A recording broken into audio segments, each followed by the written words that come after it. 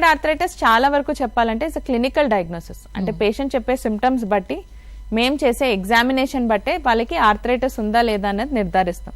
ఒక్కసారి ఆర్థరైటిస్ ఉంది అని మనం అనుకుంటే అప్పుడు దానికి తగ్గ టెస్ట్ చేస్తాం. సో ఇప్పుడు రుమటాయిడ్ మనం సస్పెక్ట్ చేస్తున్నామంటే యూజువల్గా రుమటాయిడ్ ఫ్యాక్టర్, యాంటీ సిసిపి అని కొన్ని టెస్ట్లు చేస్తాము.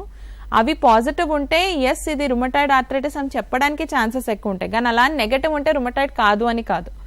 సో సపోజ్ నెగటివ్ ఉంది అనుకోండి, అప్పుడు కూడా సీరో నెగటివ్ రుమటాయిడ్ ఆర్థరైటిస్ అని ఒక కాంపోనెంట్ ఉంటుంది. సో ఈ పర్టిక్యులర్ బ్లడ్ టెస్ట్ చేస్తే నాకు రుమటాయిడ్ ఆర్థరైటిస్ ఉందో లేదో తెలిసిపోతుంది అని అనుకోలేము. సెకండ్ థింగ్ ఏంటంటే రుమటాయిడ్ ఫ్యాక్టర్ పాజిటివ్ ఉన్న ప్రతి ఒక్కరికి రుమటాయిడ్ ఆర్థరైటిస్ ఉండాల్సిన అవసరం లేదు. సో మనం ఒక జనరల్ పాపులేషన్ హెల్దీ పీపుల్ ని తీసుకొని ఒక 100 మందికి రుమటాయిడ్ ఫ్యాక్టర్ జనరల్ గా చేసామనుకోండి, దాంట్లో 20 మందికి రుమటాయిడ్ ఫ్యాక్టర్ పాజిటివ్ వస్తుంది. సో వాళ్ళకి రుమటాయిడ్ ఆర్థరైటిస్ ఉన్నట్టు కాదు, వాళ్ళకి ఫ్యూచర్ లో రుమటాయిడ్ 100% డెవలప్ అవుతుందని కూడా చెప్పలేం. సో టెస్ట్ అనేది should not be a screening test.